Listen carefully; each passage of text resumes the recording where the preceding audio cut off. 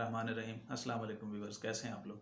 उम्मीद है आप सब खैरियत से होंगे। मेरी दुआ है आप लोग जहाँ रहें हमेशा खुश रहें, सदा शाद व आबाद रहें, हंसते मुस्कुराते रहें। हमेशा की तरह छोटी सी गुजारिश है कि अगर अभी तक मेरे चैनल को सब्सक्राइब नहीं किया या मेरे चैनल पे न्यू है तो प्लीज़ चैनल को सब्सक्राइब करके बेल आइकन को प्रेस कर दें। वीडियो अच्छी लगे और मालूमात अच्छी लगे तो दोस्तों के साथ ज़रूर शेयर कर दिया करें ताकि ये मालूमात उन तक भी पहुँच जाएँ। और अगर आपके कोई सवालात होते हैं तो आप कमेंट्स में मुझसे पूछ सकते हैं, व्हाट्सएप में मुझसे पूछ सकते हैं, मैं इंशाल्लाह रिप्लाई कर देता हूँ। तो व्यूवर्स, आज की वीडियो में हम बात करेंगे टीआरसी के ऊपर कि टीआरसी है क्या, क्यों बनवाते हैं, टीआरसी के फ़ायदे क्या क्या हैं, टीआरसी के नुकसानात क्या क्या हैं।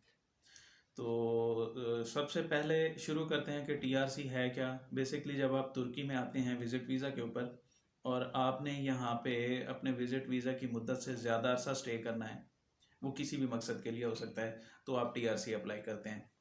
TRC basically touristic resident card या आप इसको टेम्परेरी रेजिडेंट कार्ड कह सकते हैं। और इब्तदाई तौर पे तो ये 1 साल के लिए ही बनता है और ज़्यादा अरसा के लिए बन सकता है, उसके लिए कुछ कंडीशंस अलग होती हैं, उस पर फिर कभी बात करेंगे। और टीआरसी बनवाते क्यों हैं? आपने ज़्यादा अरसा स्टे करना है तुर्की में, टूरिस्टिक पर्पज़ के लिए, टूरिज़म पर्पज़ के लिए, बच्चों की तालीम के लिए, बिज़नेस के लिए। ये वो मकासद हैं जिनके लिए आपको टीआरसी लेना पड़ता है। और अगर इनके फ़वाइद के ऊपर बात करें तो टीआरसी के बहुत सारे फ़ायदे हैं कि आपने अगर बच्चों को तालीम दिलवानी है तुर्की में, आप यहाँ शिफ्ट हो रहे हैं बच्चों की एजुकेशन के लिए, तो टीआरसी के बगैर आपके बच्चों का जो है ना स्कूल में एडमिशन नहीं हो सकता।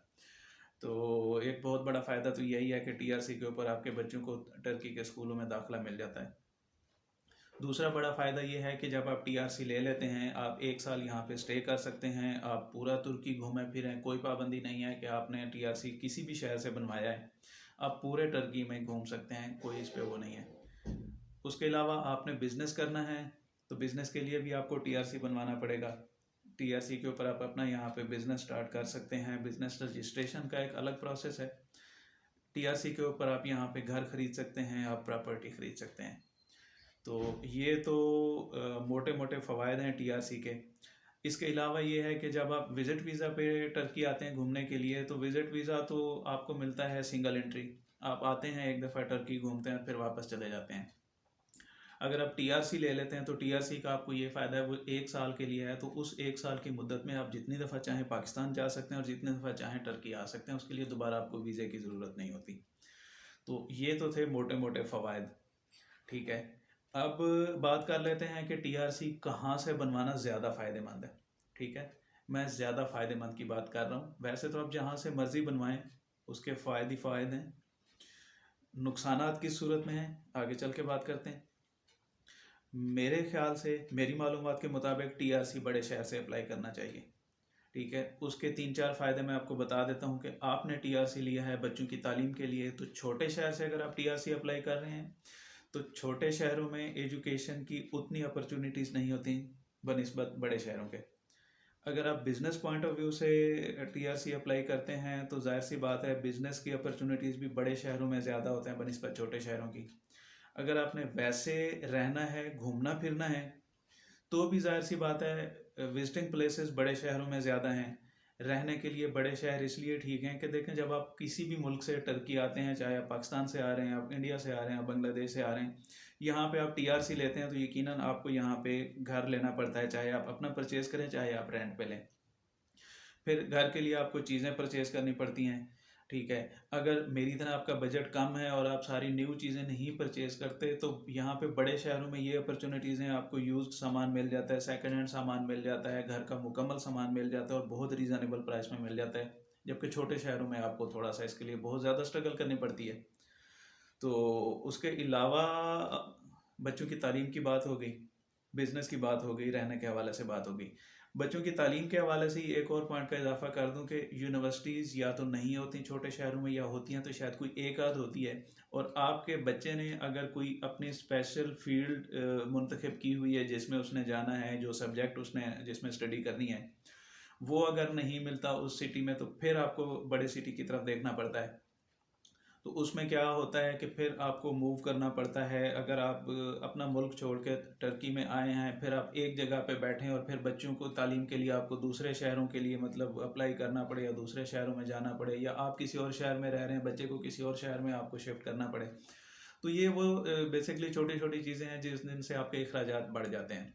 तो इसलिए बेहतर ये है कि आप कोशिश करें कि बड़े शहरों का इंतखाब करें। एजुकेशन के भी मौके वहाँ पे ज़्यादा होते हैं, रहने के हवाले से मौके वहाँ पे ज़्यादा हैं, कारोबार के मौके बड़े शहरों में ज़्यादा होते हैं छोटे शहरों की निस्बत। दूसरा, कुछ दोस्तों ने मुझसे शेयर किया था, उन्होंने छोटे शहरों में जाकर टीआरसी अप्लाई किया था तो उनको 3 महीने का टीआरसी मिला है।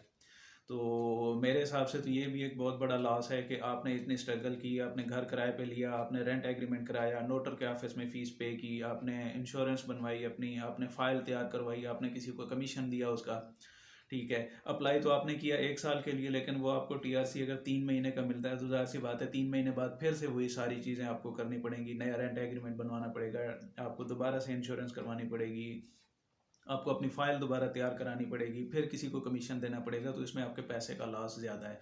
तो इसके लिए बेहतर है कि सोच समझ के फ़ैसला करें, ठीक है। फ़र्क मैंने आपको बता दिया है कि छोटे शहरों में बनाने में टीआरसी बन जाता है, लेकिन उसमें आपके क्या क्या नुकसानात हो सकते हैं, आगे आपकी मर्ज़ी है, आपके लिए ओपन है, आप जहाँ से मर्ज़ी बनवाना चाहें। इसके अलावा ये होता है कि आप जब टीआरसी के लिए अप्लाई कर लेते हैं, तो ये भी मुझसे दो दोस्तों ने शेयर किया था, तो मैंने कहा मैं ज़रूर शेयर कर दूं ताकि इससे किसी का भला हो जाए, कि आप अगर टीआरसी के लिए अप्लाई करते हैं, तरीकाकार ये होता है कि अप्लाई करने के कुछ अर्से बाद आपको एसएमएस आता है या ईमेल आती है कि आपने इस डेट को इस टाइम पे आके अपनी फ़ाइल सबमिट करानी है। आपने अपनी फ़ाइल जो है ना अपलोड, अपना फॉर्म अपलोड कर दिया ऑनलाइन वेबसाइट के ऊपर, और 10 12 दिन के अंदर अंदर आपको मैसेज नहीं आता, तो काइंडली आप उसके इंतज़ार में ना रहें। यहाँ पे एक हेल्पलाइन नंबर है 157, या ई इकामत की जो ऑफिशियल वेबसाइट है उसका लिंक भी मैं वीडियो में जो है ना नीचे डिस्क्रिप्शन में दे दूंगा। आप उस पे हफ्ते बाद 10 दिन बाद अपना स्टेटस चेक करते रहें। खुदा ना खास्ता आपको कॉल नहीं आती, आपको मैसेज नहीं आता, या कॉल आपसे मिस हो जाती है और आपको पता नहीं चलता कि आपने किस डेट को फ़ाइल सबमिट करानी थी, तो आपको फ़ाइल सबमिट कराने में बहुत सारी मुश्किलात का सामना करना पड़ सकता है।